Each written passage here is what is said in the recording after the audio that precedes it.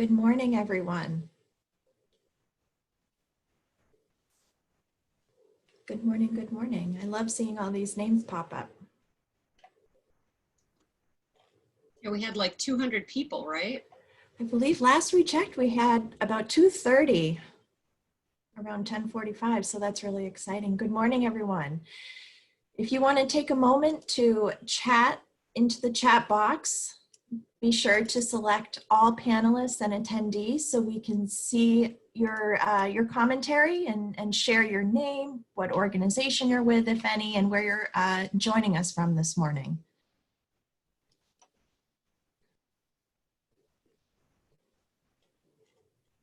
A lot of familiar names in the attendee list. Good morning. Hi, Deb from Free Me from Lung Cancer. Thank you for calling in this morning. Wow. Julie and Ryan, can you guys see the chat box? Yes. We can. Wow, look at them all. Hi, everyone. Excellent. We'll get started right at 9 a.m. Thanks for signing on. Here's Nick, LeGrand, Mary Lori. Lori Benson, Maine's First Ship. Love you, Lori. Hi, Nan.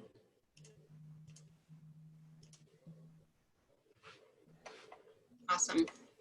Good morning. Thank you all. So it's 11 o'clock. Just to get things rolling, make the most of our time this morning, I'm going to just go over a couple of housekeeping items as everyone gets settled in. My name is Kelly McCormick. I'm the Development and Marketing Manager with the Maine Association of Nonprofits. We are delighted and honored to be partnering with Maine Arts Commission on today's webinar featuring Matt Lehrman of Social Prosperity Partners. So just a couple tech things. Audio this morning is available via computer or phone. If you're having any tech trouble, please chat to all panelists. And my colleague Marvin Tala, who's working furiously behind the scenes, will be able to assist you. Please take a moment to chat in the chat box your name, if you are representing an organization, and where you're calling in from this morning, so we can all know who's on today. Be sure to select all panelists and attendees in the drop-down so we can see your commentary. And I'm going to turn things over to Julie and Ryan. Thank you all so much. Good morning. I'm Julie Richard. I'm the Executive Director of the Maine Arts Commission. I'd also like to welcome you all here this morning. I'd first like to thank the Maine Association for Nonprofits for partnering with us. We really appreciate their partnering and collaboration on this, which allowed us to have a lot more people than we normally would have on any webinar. So thank you again. Our presenter today is Matt Lehrman. As Kelly said, he is of Social Prosperity Partners located in Arizona. I've known Matt for about 16 years and collaborated with him quite a bit when I was in Arizona. Now almost 8 years ago, I can't even believe it's been that long, but Matt has presented at 2 of our main international conferences on the arts to high acclaim, and he also presented a webinar for us earlier at the beginning of the pandemic crisis. Matt founded and served as the longtime executive director for Alliance for Audience and ShowUp.com, which was a statewide marketing collaboration in Arizona's arts and culture sector. And more recently, he served as the interim managing director of Arizona Theater Company, supplying crisis leadership through a period of dire financial governance and management instability. So following Matt's presentation, we're going to entertain questions. So obviously, you're finding the chat box at the bottom of the screen. If you could type your questions in throughout the presentation, and at the end, we will gather those questions up, and we'll have a Q&A with Matt. I also wanted to let you know that at the end, we are recording this, and at the end, the Maine Association for Nonprofits, as well as the Maine Arts Commission, will have this webinar up on our websites so that people can share that or blast it out to their constituents if they so wish to, and it'll be up for a while. I think we said like 60 days or something like that. It'll be up. So I now want to turn it over to Matt, and we'll get on our way. So here's Matt Lehrman. Thank you, Julie. Good morning. Good morning. You can hear me just good, right? Everything's good? Excellent. Hey, good morning, everyone. Let me answer your first question first. We're about to go through a whole ton of information. Your question is going to be, can I get a copy of your slides? The answer, of course, is yes. You can do it now, or you can do it at the end of the presentation. Just take out your cell phone and text the word tactics, TACTICS, to the number 66866.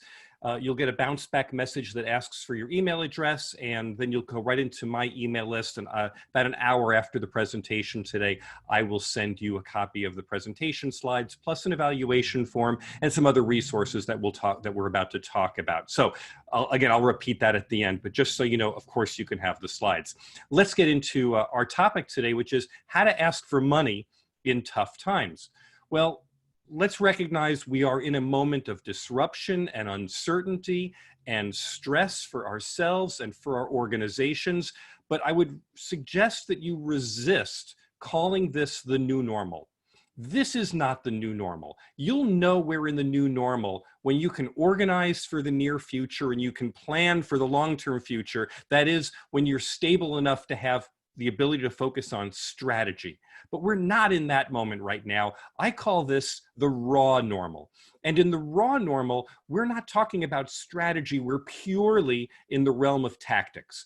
And that means our job is to understand what's going on in the moment, to make adjustments on the fly. And frankly, we should be happy just that we survive the day and we live to move forward. So that's our focus today, to come up with 12 tactics that enable us to function in this raw normal. My goal today is to give you them 12 tactics, 24 minutes. This is an espresso shot. This is highly caffeinated. My hope is that you will leave here with at least one of these things that is actionable for you. And as you're going to see, there's a ton of examples and a ton of quotes from other people who run and do fundraising for other nonprofits. And I'm going to start from the very beginning with a thank you to the many people who have contributed advice and examples that they've allowed me to share with you. In order to get this off on a productive point, we are wearing our hearts on our sleeve at the moment. And our heart on our sleeve is, how do we ask for money in tough times? Well, if we're going to wear our hearts on our sleeves, we have a small responsibility, I should say, not an insignificant responsibility. We have to remember that nobody's need to get money inspires anybody's wish to give money. So even as we wear our hearts on our sleeves, I have to be really clear that this is not some massive game of Pac-Man. The goal of this presentation is not to make you gobble up ask as many people as possible so you can gobble up as much resources as possible. I really fear that someone is going to look at how to ask for money and think that's all we're trying to do is to be wildly out there. So let's understand that we have an essential responsibility, if you will, a core philosophy when we fundraise for any nonprofit organization, and it's in the word stewardship. It's how we help our donors, which means we have to always recognize their intentions. We have to give them opportunities for ongoing engagement, and ultimately we are responsible for their satisfaction, the donor's satisfaction. That caring relationship is the groundwork of the work that we do as nonprofits. And on my little graphic here, you see there are some donors who are just attracted to a cause because it's important to them for some reason. Over time, that grows, and they discover the people who are associated with the cause, and they give to people. Over time, those people may change out at an organization, and so the organization's viability comes from its abilities to sustain that caring relationship. And ultimately, a donor cares not about the cause and the people in the organization, but they care about the impact that their contribution enables your organization to make. I know this is basic stuff, but if your organization is so panicked or so stressed in this moment that you have lost sight of our fundamental responsibilities for stewardship, I would respectfully suggest that you go back and review those fundamentals before we dive into these 12 tactics of caring relationships. So These are about caring relationships, not just about asking. Here we go. Number one, a lot of people are asking, who do we ask? How do we go through this? I suggest your tactic is about segmenting your list. And this is not an exhaustive list, but let me just walk you through it from the top down. You're going to start with your large donors. Why? Because that's where the money is. Obvious. You're going to go to your prior large donors. I put them right at some point. Those prior large donors loved your organization, chose to support you. Look, sometimes people die, they move, they have situations in their life, things change. This is an ideal moment to reconnect with those that you can, to make sure that those relationships, because there was so much pride and so much caring before, think of it as latent caring. It's probably still there. It's worth going back to. The third on the list I put are longtime donors of any dollar amount. You've got people who have been giving to your organization for 5, 10, 20 years, maybe only $25 or $50 or $100 once a year. But that length of history with you matters. It says that you matter to them over time. I'm not going to go through every single one of these because we only have a few minutes, but as you work your way down the list, I want to point out the item of new and prospective donors. This depends on your organization, and I put this in red because there are some organizations that have a wonderful routine, a history of sending out monthly or quarterly or annual direct mail or email campaigns to new prospective donors. People who you rented a list somewhere, you traded a list somehow, and you have a good history of sending a cold letter or cold communication to them and bringing them back. If you have a really good experience and history doing that, then your new prospective donors may actually be higher on this list. But I also know there are a lot of nonprofits that don't do this. And my point would be, don't do things in this moment that are atypical for you. This is the time to do the things that you know work. So if you haven't been going out and prospecting for new donors, don't start right now in this moment. There's so much competition out there. But if you have a history of it, by all means, continue that and track your return on investment. We can talk more about that in the Q&A if you like. The second tactic, people keep asking me, so I call up a big donor or a former big donor, what do I ask? My advice to you generally is be genuine and sensitive and make sure that it's a singular communication. That is one person in your organization who reaches out, as opposed to a half a dozen people all working off of the same script. But here's the basic sequence of questions that I recommend. First is, how are you? It's a simple, basic, human kind of question. And some people are going to say we're fine, and some people are going to say we're worried, and some people are going to be in the middle, and that's okay. If they're fine, you're ready to move to the second question. If they're not fine, then you might just want to see if there's some way that you can provide help to them in this moment. And forget about fundraising. They cared about your organization in the past. Can you care about them in this moment if they need the help? Your second question, if you're able to move forward, is, so what's your sense of the future? Some people are going to be really positive. I think this is going to be over soon. Some people are going to be fearful and negative. And some people are just going to, I don't know, they're going to be in the middle. They're going to be uncertain. The good news here is your job isn't to change their mind. Your job is to meet them wherever they are. And if they're in an okay place, then you're ready for the third question, which is, where do you see needs or opportunities to be of even greater service for us, for our organization, to be of even greater service? I'm suggesting that you ask a positive, forward-thinking question, because the next time you call, because you're not necessarily, this is not a one-shot phone call that you're making. So think about the emotional seed that you're planting. When you call them back a week from now or 2 weeks from now, if you've asked them a negative question, if you ask them, wouldn't it be terrible if we go out of business? Wouldn't this be awful if we have to lay off everyone?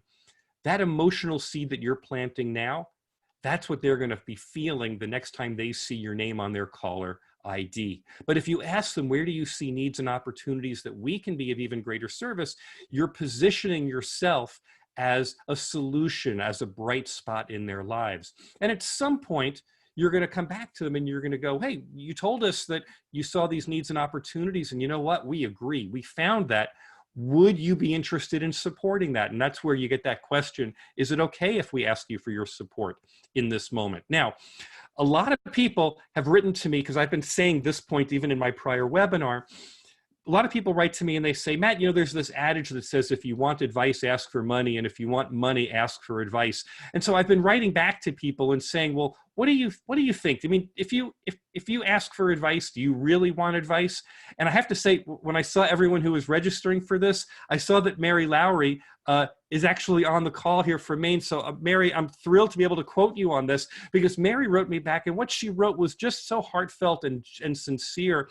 And she said, look, I'm actually asking for advice, and donors want to be a part of the whole picture. And when we ask for advice, it brings them a glimpse of the way we work. And that kind of sincerity is exactly why it's okay to call people up and ask them how they are, and ask them what advice do they have, or where do they see needs for our organizations going forward. That's how we bring our donors into a position of caring for the work that we can do. So thank you, Mary. Glad to see you here. Okay, here's tactic number 3. Let's just be clear. Sometimes you just have to ask. Let's not overcomplicate this. Let's not bury this in a whole bunch of process. There's not a tactic behind it. It's just simple. You just got to ask. Will you make a donation? Now, my best example of this came from the folks at San Francisco Playhouse, which is a small theater in the Bay Area. They had a whole bunch of ticket sales, and they just sent out an email with these 2 options. And these are the only 2 options they offered. They said, would you like to donate your money to us without coming to a show, or would you like a gift card that you can use for a future performance? 70% of the people who got this communication just straight out were willing to donate their money. 30% took it as a future credit. But I contacted Tiu, who's their director of audience and donor relations, and I said, you know, how come you didn't put an option 3 and talk about a refund? And she wrote me back and she says, look, if anyone comes back and asks for a refund, I send a very personal, a human email, she called it, that says, you know, we realize lots of people out there are struggling. And so if you want a refund, we're certainly happy to do it for you.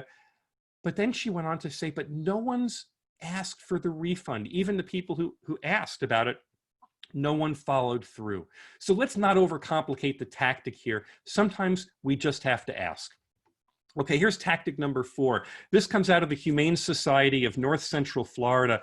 My goodness, it was so obvious to me. One of their, I think it was one of their volunteers, it might have been several of their volunteers, donated handmade masks that to the organization, so the organization could simply put out a campaign that said, if you donate $10 or more, we'll thank you, and we'll send you out this handmade mask. I mean, really, it couldn't be any simpler than that. And how wonderful, at a time when we have volunteers who are asking, what can I do for you? Did it occur to you you could ask them to sew masks that you could give away to people who were contributing? Interesting. Okay, here's tactic number 5. This is Cardinal Stage, which is in Bloomington, Indiana. And they had this situation where they had corporate sponsors. And of course, we understand corporate sponsors are giving us their money in exchange for recognition. And since there was nothing on their stage, Cardinal Stage said, we can convert that. And so their corporate sponsor allowed them to convert their sponsorship into a matching challenge up to $5,000. And I think this was a dollar for dollar match. And so I love how Kate Galvin, their artist director, says, look, we couldn't deliver the usual promotion, but we can still help them look like caring members of the community and raise their visibility up. What are you doing to find a matching grant to help propel people, to help people know that if they give $1, that money is amplified, or if they make a goal, that money is going to be matched in some way? Okay, this one's a little complicated, so I'm going to just hang with me. I'm going to suggest as a tactic that you ask with emotional intentionality. And so I think about these notes, these reasons that people give. Some people give because it's logical, it's obvious to them for some reason. Some people give because they like the purpose, it's important what you do. Some people want to be excited, and they give because they feel a sense of recognition or joy or something. And then some people give because it's important in their heart. They feel a part of their community, or you've tugged that heartstring in some way. And this shouldn't be a surprise to anyone. Think about how in the holiday season, if you see a Salvation Army bucket, it's just logical. Yeah, yes, we're going to spread joy, and it's easy. The Red Cross needs to do nothing but to put up a picture of devastation in some area and say, yes, you can make a difference now, and you text message and your $10, whatever, you understand it goes to a good cause. And like a lot of people, I watched Andrew Lloyd Webber's and the production of Phantom of the Opera, which was a fundraiser for Actors Fund. It was exciting to be able to have access to that incredible production, and some of the other ones as well. And then lastly, the ASPCA doesn't need to do anything more than show a picture of a kitten behind bars and say, your money can fix this. You can cure this. This is all about emotional intentionality. So when I have an example that was sent to me from the Everett Animal Shelter, and they show this beautiful picture and they say, support homeless animals during COVID-19. They're marrying these two things, homeless animals, COVID-19. And then their letter hits that note so beautifully. And look, you learn that Noodle is a 10-year-old Pomeranian who came to us as a stray, but needs neuter surgery and dental work and is being monitored for a heart murmur and hypothyroidism. There are people who want to reach out just for that note, and they're doing it incredibly well. But I want to take you one more step, because look at this example that I got from Arizona Theater Company. Under the headline, "We Will Weather the Storm," it was a long letter, and it begins, "Dear friends, I hope you and your family are safe and sound." It's signed by their artistic director. And you know what? I think this was a brilliant thing that they sent out. But what was brilliant was, in the course of the letter, they hit all of the notes. So from a logic standpoint, they talked about how losing the last two shows of their season was a significant financial hit. But from a purpose perspective, they say, we'll be creating inspiring, joy-filled, and thought-provoking work. And from an excitement perspective, Sean talks about, if you can't donate, but you want 6 great nights of theater. So he's putting you into the mindset of how much you're going to enjoy this when we come back. And finally, he'll tug at your heart by saying, I keep dreaming about what it will be like at our first opening night. Our favorite artists cheering and laughing as once again we're reminded. My point is, you have at least these 4 notes. You don't have to play them separately. When you play them together, the chord that you make strikes emotional intentionality. It creates resonance. Okay, here's tactic number 7. You have to ask with personal appeal. There are a lot of examples on this. I'm going to show you a link at the end of this where you could actually watch these videos directly. But this is the Commonweal Theater in Minnesota, who raised a surprising amount of money off of this campaign, which showed their senior staff talking to their audiences directly. So this is a wonderful example of a top-down personal appeal. And I would make the point that it's not just that it's a video. These people are speaking to their donors because this is a culmination of years of trust and relationships and momentum, and the momentum of this organization. These people are not strangers. They're not spokespeople. These are the people that the donors recognize and associate with. So if this is the top-down approach, let me show you the bottom-up approach. This is the Gateway Pet Guardians in St. Louis, who shared that they run their Healing Hearts campaign in April, and they do it on the Facebook platform. It's a peer-to-peer fundraising, and I highlighted this area that says we recruit volunteers, adopters, board and staff to host this, and we ask everyone just to raise $500. And their goal is $15,000, and they raise over $20,000, and they gave examples of how this peer-to-peer is a friendly competition that makes so many people feel connected to the work that they're doing. I love this example. Okay, this is tactic number 8. In this moment when we're all using Zoom and technologies that are new to us and having all kinds of fun, here's Stages Theater Company, also in Minnesota, who demonstrated this incredible pivot of resources and skills and technologies. They started online interactive presentations after the pandemic began. And in the first, I think it was the first month, first month, they had over 20,000 views from 9 different countries. And I asked, but are people giving off of this? Is this just a way to get your content out there, or is it actually promoting contributions? And the answer was, oh, this is definitely promoting contributions. And we can do a lot with this, which is a wonderful thing to be able to do. Again, what have you done in your organization to pivot in such an interesting way? But I'm going to put a caveat on this one, because there are a lot of people who will, in this moment, will use the field of dreams expression, if you build it, they will come. But I want you to ask the question about that. If you build it, will they come? Let's recognize that we're still in the raw normal.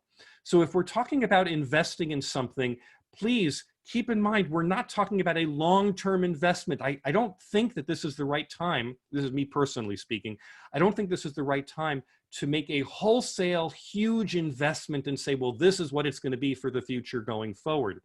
In the raw normal, we invest a small amount. We create a prototype of what we're trying to use, and we're looking to validate it in this moment. That is, how do we spend as little resource and as little money as possible in this moment and show that the return on investment, or even better, the return on engagement, is so significant that people will come.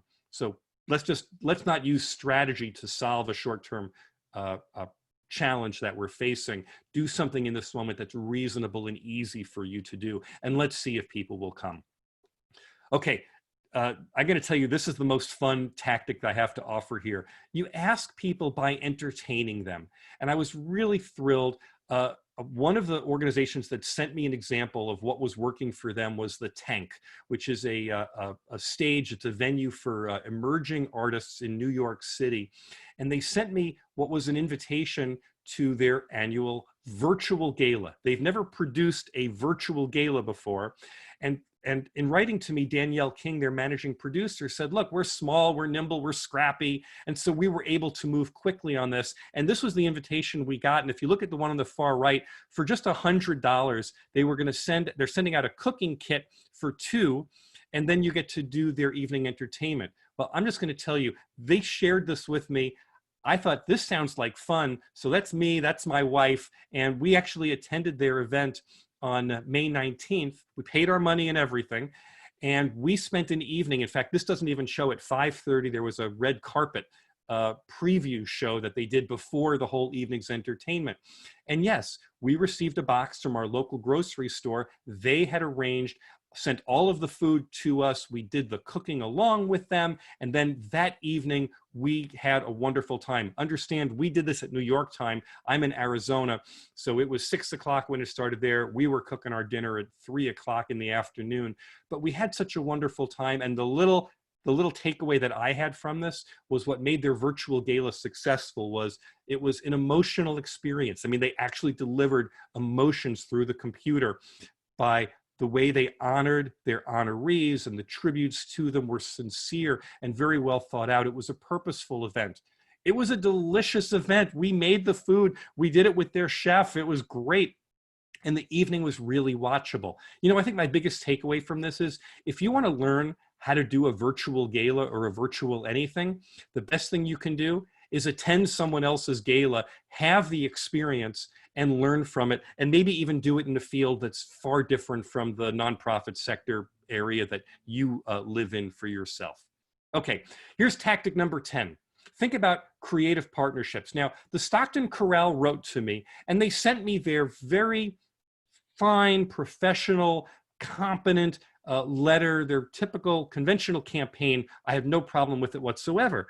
But they also shared with me that they had put on their website a clip or a segment of some of the chorale singing from their last concert, which prompted me to write back and say, you know, is it possible, you know, could you imagine a joint ask with some other nonprofit, perhaps something that's not in the performing arts, somewhere where you could send out your music link to their donors and surprise and delight them, and perhaps in exchange, they could offer something of interest or of value or of delight to your donors as well. And I got back a reply almost immediately. He says, hey, that's really interesting. Several of our singers belong to a local birding association. Wouldn't it be interesting to combine our soaring melodies with their soaring birds? And he went on, there's a musical selection that aligns with this. Very interesting idea. I haven't heard back from him yet, but I made him promise that if he's going to pursue that he has to let me know, because this is one of those situations where I bet that 1 + 1 could be more than 2 if you have an unusual and creative way of making that ask. Here's tactic number 11. You have to ask for what's relevant. And people keep asking me, but what about our prior plans? We had a capital campaign going on, or we'd already launched new programs, or we were already in the midst of a pivot, or we had a year-end campaign. And some people write to me and they say, but isn't our survival relevant? Can't we fundraise just off of that? And my answer to you is your desperation is your choice. But if you want to know what's relevant, I think it's as simple as this. You're relevant when your organization is contributing to the recovery and health and collaborative spirit of your community. That's what your donors are looking for. Yes, I know you want to stay in business and you want to keep your staff and you want to keep your programs and protect it. We totally understand. But from your donor perspective, the impact that they want to have, what resonates for them is about the recovery and health and collaborative spirit of your community. Show them how in this moment you are pivoting, how your organization is pivoting to accomplish that objective in the short term. When you come back to the new normal, when we're finally there, you can go back to your mission and all that work. But in this moment, make your mission to be to contribute to the recovery and health and collaborative spirit through the unique skills and resources that your organization has. Finally, you have to ask courageously. Take out your red pen. Go pull up all the communications that have come out of your organization over the last couple of months and circle anything that triggers any of these demons. You're going to get rid of them. If your message to a donor is impersonal, self-centered, if it reeks of desperation, if it's too timid, if it's insensitive to this moment, if it's apologetic in any way, or if it's inconsistent, if you're not saying the same thing over time, if it's stale, think about the photographs that you're sending out and the messages. If those photographs are still showing people all together in theaters or in cocktail parties, that's stale in this moment. We look at those and just go, well, that clearly is not of this time. And if your message is just patently irrelevant to this moment, and maybe there are others, I left a blank space for you as well. Go learn from what you've done already. Those are not irrecoverable challenges, but this is your time to exercise those demons completely. So this whole webinar, this is the second webinar that I've created for crisis engagement, and it came about because I've been asking everyone who's been taking this webinar, or my prior webinar, and I will ask you as well, to share one thing that's working in your fundraising. I ask you, if you want to share it with me directly, my email address is simply matt@socialprosperity.us. But even better, I invite you to come to a Facebook group that I've created called Crisis Engagement. It's an open group. Anyone's welcome to join. And there's something like 250 nonprofit fundraisers and nonprofit leaders. And I'm encouraging everyone just to come in and answer this question. What's one thing that's working in your fundraising? Share links to it, share samples, and let's see if we can't all get stronger together. There is strength in togetherness. That's the core message that you're going to give to your donors or your prospective donors. You're going to say, if we work together, we can accomplish important things in our community. But that same strength and togetherness is why I invite you to the Facebook group. It's why you belong to the Maine Association of Nonprofits, and why you work with the Maine Arts Commission, and why, frankly, the partnership of the two of them is so powerful together. And I applaud both organizations, and I thank Kelly and I thank Julie, because there is strength in togetherness. That same spirit of how we're going to serve our donors is how we have to operate as a nonprofit field in total. So at this point, let me ask Julie to come back Let's take your questions. Let's have some conversation. Again, if you want a copy of all of these slides, and I'll send you a direct link invitation to the Facebook group as well, along with an evaluation form, which is so important for me.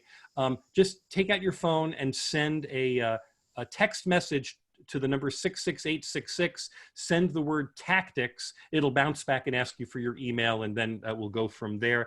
If you are outside of the United States, by the way, just send me an email to matt@socialprosperity.us, and I will add you to the list directly. That the cell phone thing only works if you're in the US. So, hey, Julie. Great job, Matt. That was awesome. Thank you. I took notes myself, so I have. Good, I'm glad. But we have a few questions in the chat, and the first one is, can you talk about the value of a phone call over an email? Yeah, if we're talking about large donors, if we're talking about prior large donors, if we're talking about people who you know of any dollar amount, then I think a phone call is a pretty powerful thing in this moment. I think the Zoom call or the Skype call or the FaceTime call can be very powerful as well, but that depends on the demographic and the technological sophistication of the person you're reaching out to. In email, and this is just my perspective, I've got no science behind this, the email falls flat. The email, even if you're just sending a quick note that says, hey, I was thinking about you, how are you doing? Doesn't really feel terribly personal. I think in this moment, when we are all starved for connection, this is a great moment to pick up. Look, I don't know if you've done this with, Julie, have you done this with your own family? I mean, there have been people who I've called up who I haven't talked to in years, you know, distant cousins, where I've just called up and said, you know, I was thinking about you, and I just thought I would just give you a call and see how are you doing. Have you done anything like that, Julie? Yeah, absolutely. Yeah. So why wouldn't we do that with our donors? Even a prior donor who hasn't given in 5 years, you know, and just say, you know what, I was just thinking about you. I was wondering how you're doing. Mm-hmm. And look, that donor in their mind might be going, oh, well, it's the development director calling. I bet they're looking for money. You know what? I choose not to live in a cynical world. And in this moment, I choose to reach out to people who are and who were important to me at some point in my life. And if we're just sincere and we just approach it at that human level, I think it's a very powerful way of communicating. So a follow-up question to that, Matt, someone asked, you know, in this world where people screen their calls, what about leaving a message? And what kind of message would you leave?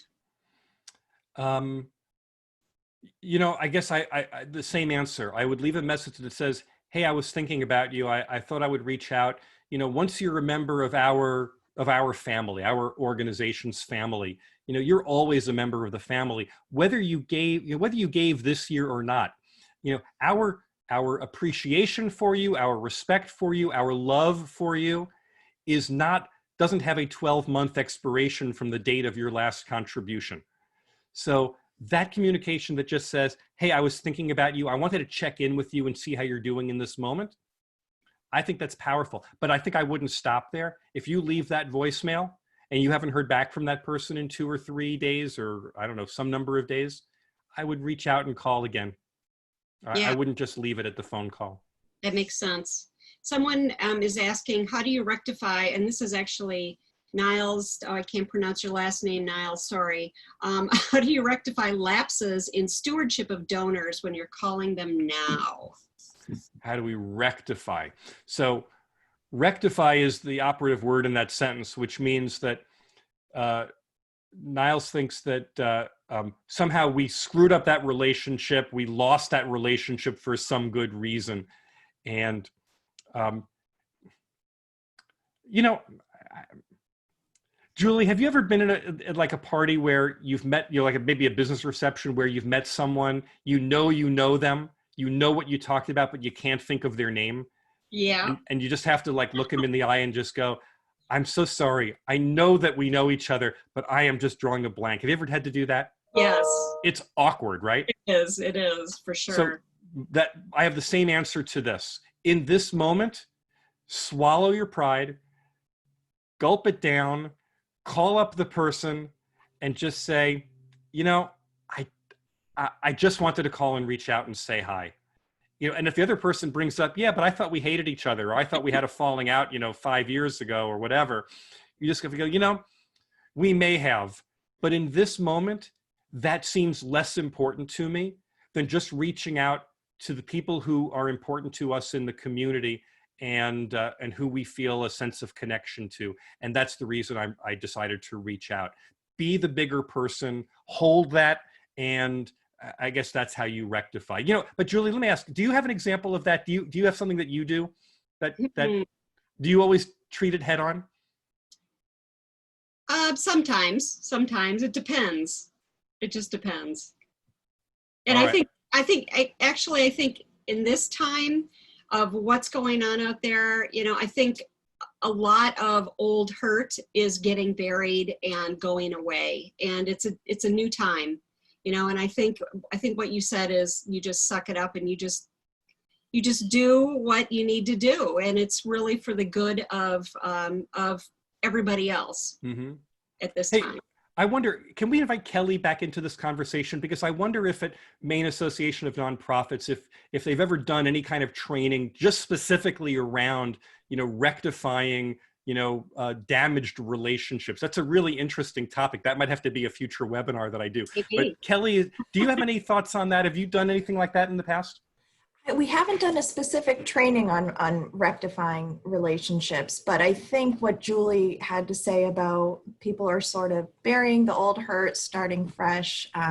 We have certainly noticed that sort of renewed sense of togetherness, and people are just sort of plowing ahead, moving forward. Yeah. I think that would be a really interesting follow-up Would be. question, Kelly, for the association, which is, does anyone have examples of how they've rectified damaged relationships? I'm going to put that on the Facebook group as soon as we're done with this, but that would be a really fascinating subtopic to go into. Yeah, and I'll float it to the folks out there right now if they want to type in any of their ideas. Make sure to select all panelists and attendees so we can all see your responses. But if anyone has any great ideas, let us know. So we do have another question. This is from Maggie, and she's saying she's in a new leadership position on her team, and she's saying, any thoughts on how to effectively connect during this time as a new person so that our top donors aren't communicating with an impersonal digital stranger? This is a really fantastic question. Let me answer this from personal experience, okay? Julie mentioned in the intro, one of the jobs I did, I served as interim managing director for Arizona Theater Company a number of years ago. It's one of the reasons I love that company. And on my first day, I was handed a stack of paper about yay big, and I was told, this is the list of all of our donors for the last 5 years with their name, contact information, the dollar amount that they gave. And I was told, you got 9 months and you have to raise like close to $2 million off of this. The challenge was that with just that list, the only thing I could have done would have been to get on the phone and call people up and say, hey, I'm the new guy and I have no idea who you are or why you gave, but would you do it again? Which is a terrible way of approaching people. Fortunately, I was able to go back to a prior managing director who could narrate the story for me and who could tell me, these people gave for this reason, these people gave for this reason. And if you don't have, I hope that your organization has some institutional memory. I hope it has a CRM system, a customer relationship management system, where you're diligently recording these stories and this narrative. Because what should happen, what I was ultimately able to do, was to be able to call up a donor and I think what I said was, hi, I'm the new guy.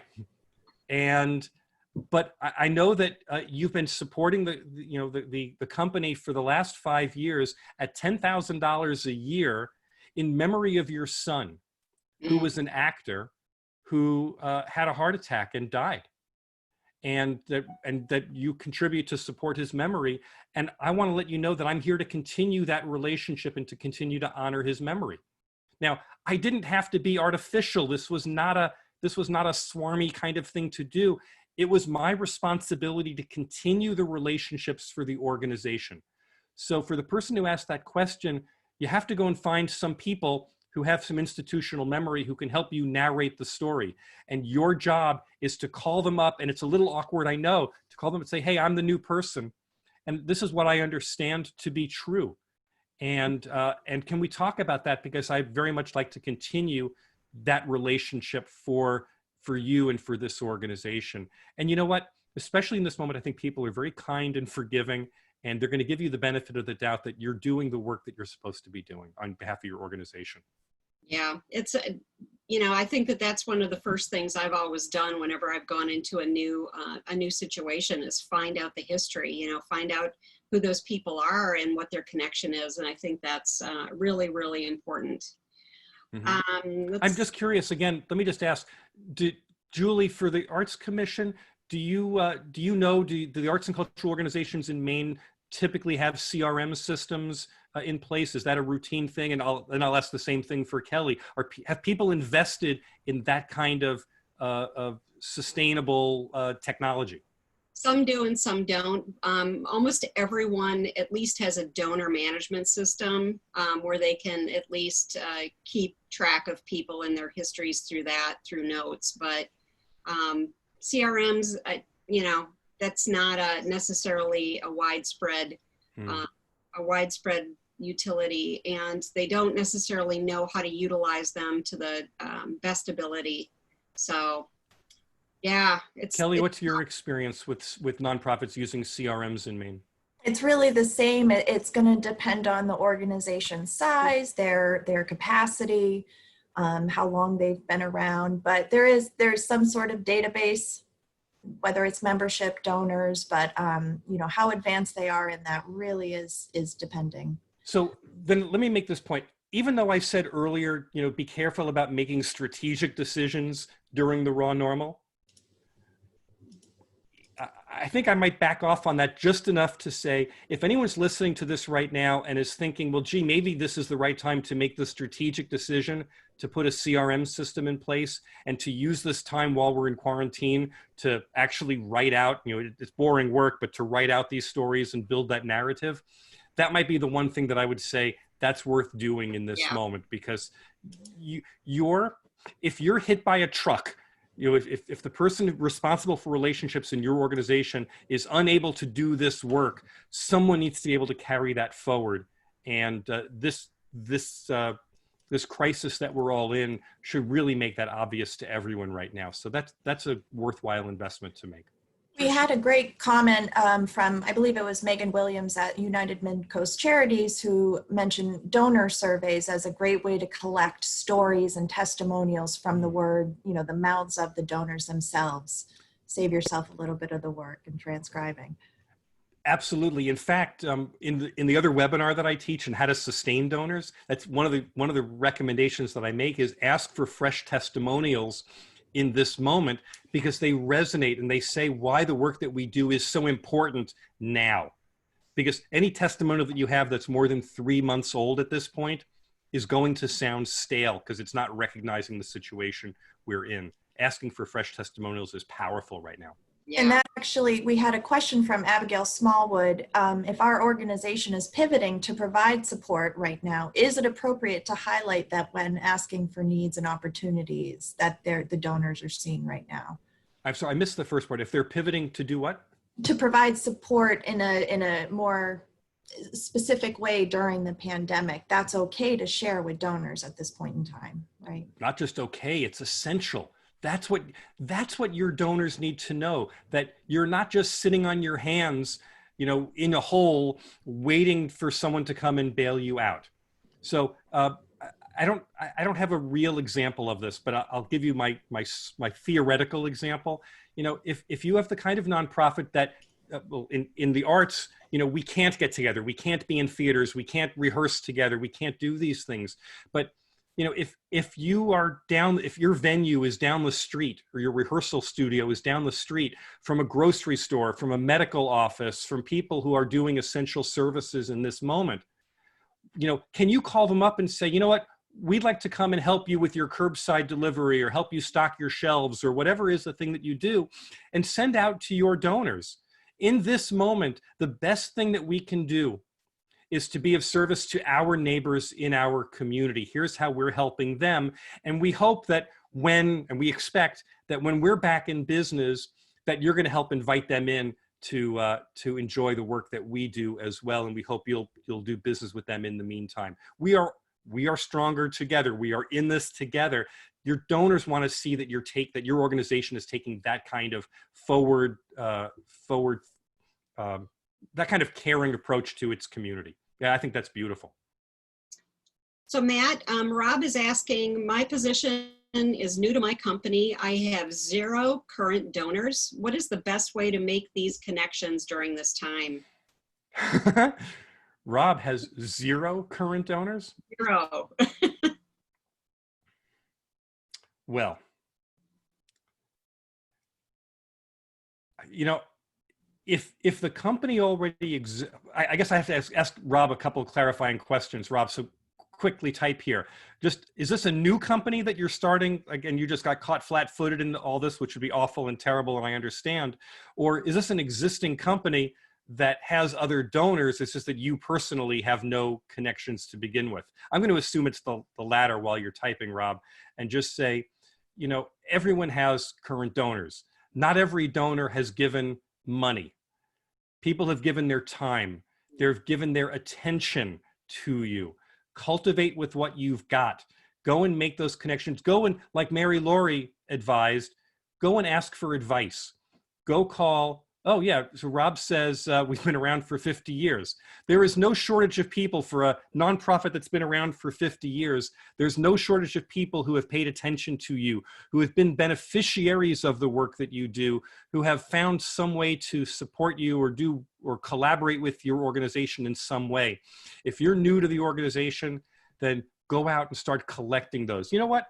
Nothing wrong with saying, this week, my job is to go out and collect a dozen stories of impact, a dozen stories of the way my organization has made a difference, and just leave it at that.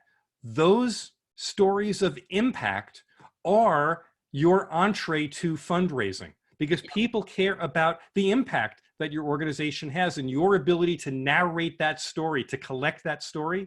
That's the most valuable asset that you and your organization have. Rob, that's about the best answer I can give you. Kelly or Julie, you want to add to that? Yeah, I think, you know, depending on what the organization is, they've got to have, you know, people that they serve or constituents or, you know, patrons that buy tickets or attend workshops or whatever. Those people are the place to start. You know, whoever is connecting to their organization in whatever way. They might not be donors, but they're obviously, if they've been around for 50 years, there's got to be people who are connected in some way. So Agreed. Kelly, you want to add? Agreed. I would even just kind of scope out your social media channels and see who's following you and how can you create more engagement there. But I love the idea of getting those testimonials from the donors. And then Mary Alice is asking, can you share a little bit of what strategy you would use if your normal donors or members are those who actually need money and support right now? Yeah, if your normal donors and members are those who actually need the support and need the money right now.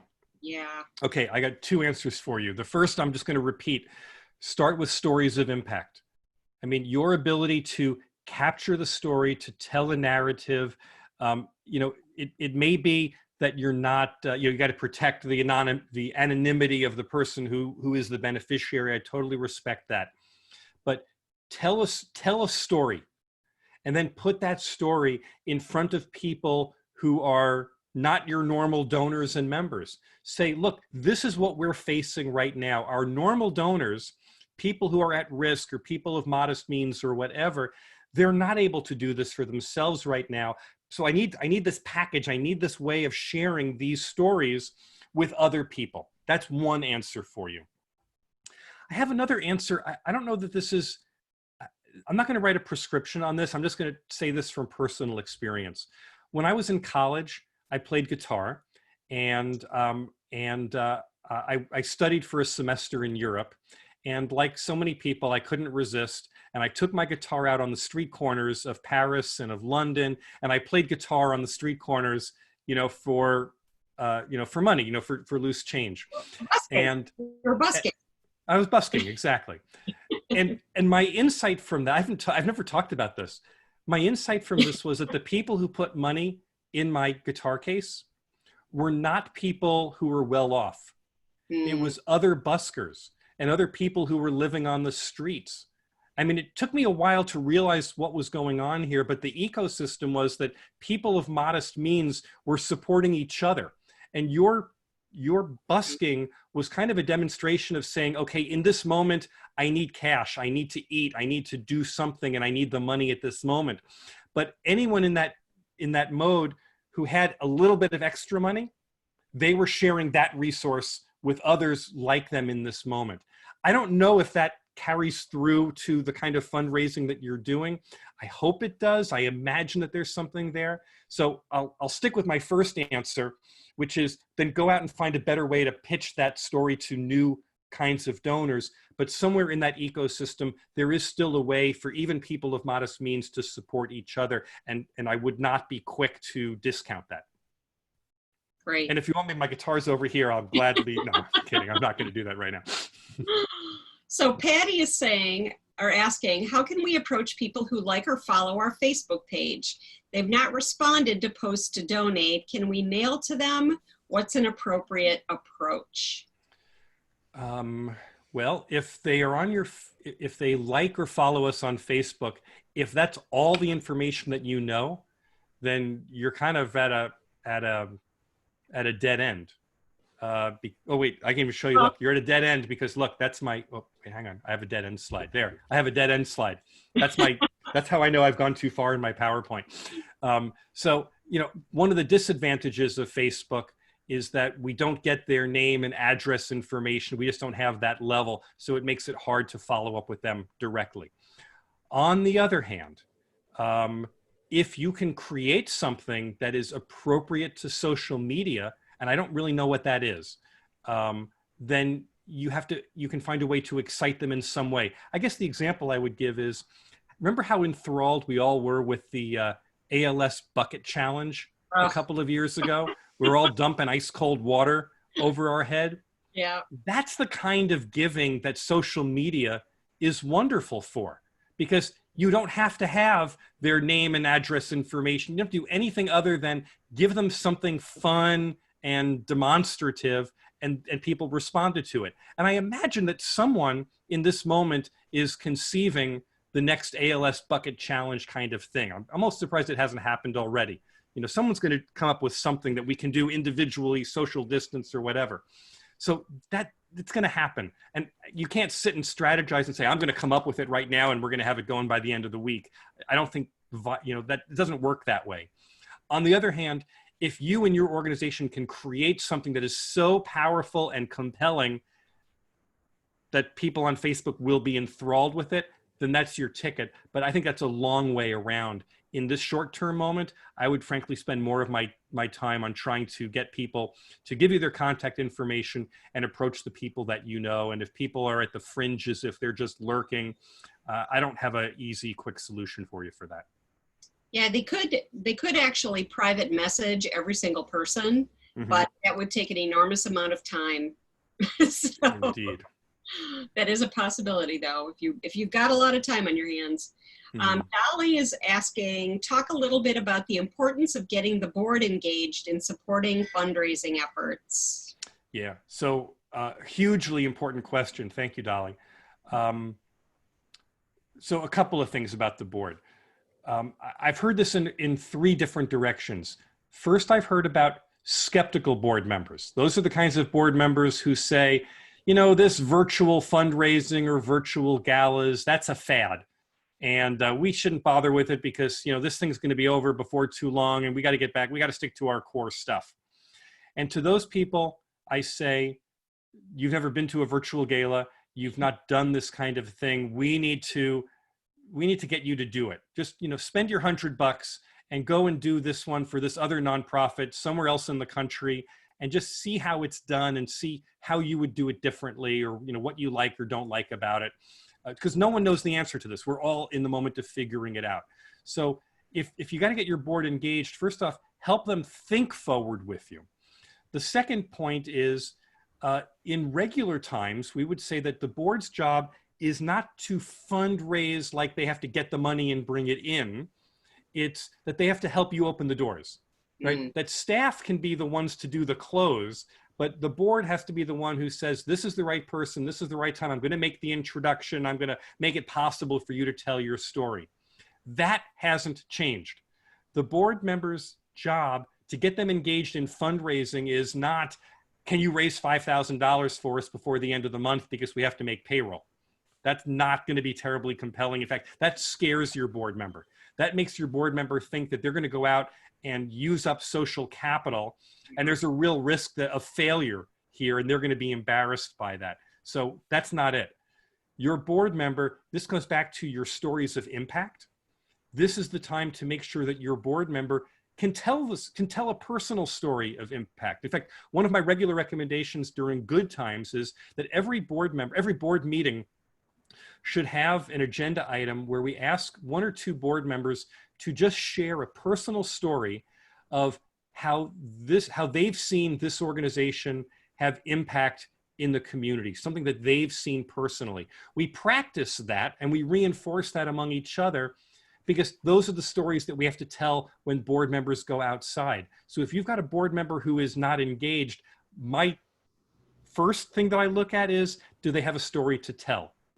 And if the only story they have to tell is, yeah, I'm on the board of a nonprofit and they need to raise $5,000 by the end of the month for payroll, then that's not a good story. And then the last thing that I would say is, as a staff member, your job isn't to get the board engaged. If you've got a board member who isn't, go find another board member who is, and see if you can buddy them up somehow and kind of work behind the scenes a little bit and see if you can get another board member to mentor the board member, the recalcitrant board member, and help them along with what they're doing. Remember, I said nobody's need to get inspires anybody's need to give. So if you're the staff person, if you're the person who's the recipient of the monies that are ultimately coming in, I think you're in a much stronger situation if it's not you who's trying to motivate your board member. It's that they feel the sense of connection and it's organic, it's grounded to them. Kelly or Julie, you want to add to that? I think you nailed it. Agreed. Just taking it, taking the scariness out of the word fundraising, and it's more about the relationship development more than anything. I think this is a time too when you're really gonna separate the wheat from the chaff when it comes to your board as well. If they're really, like you said, if they're engaged, they should have a story. If they're not, then I think that's going to be pretty obvious pretty quickly. Kelly, I like what you said about, it's about the relationship. I'll boil it down to an even finer point, and I'll say it's just about caring. And when we ask the question, do you care about this? If someone says no, if the board member says, no, I guess I really just don't care about this, then they're probably not a good fit for your board, as Julie said, and that separates wheat from chaff. But more important, you have to help them find the thing that they care about. No one cares about the payroll. Sorry, but they don't. They don't care about the bills that you have to pay. They care about the impact. They care about the people that your organization serves and what it means to them. So those stories of impact are massively important in this moment. Yeah. Well, it looks like our questions have all stopped on the chat. So fantastic. Yeah. So thank you so much, Matt. And also thank you, Kelly, and the Maine Association for Nonprofits for helping us do this today.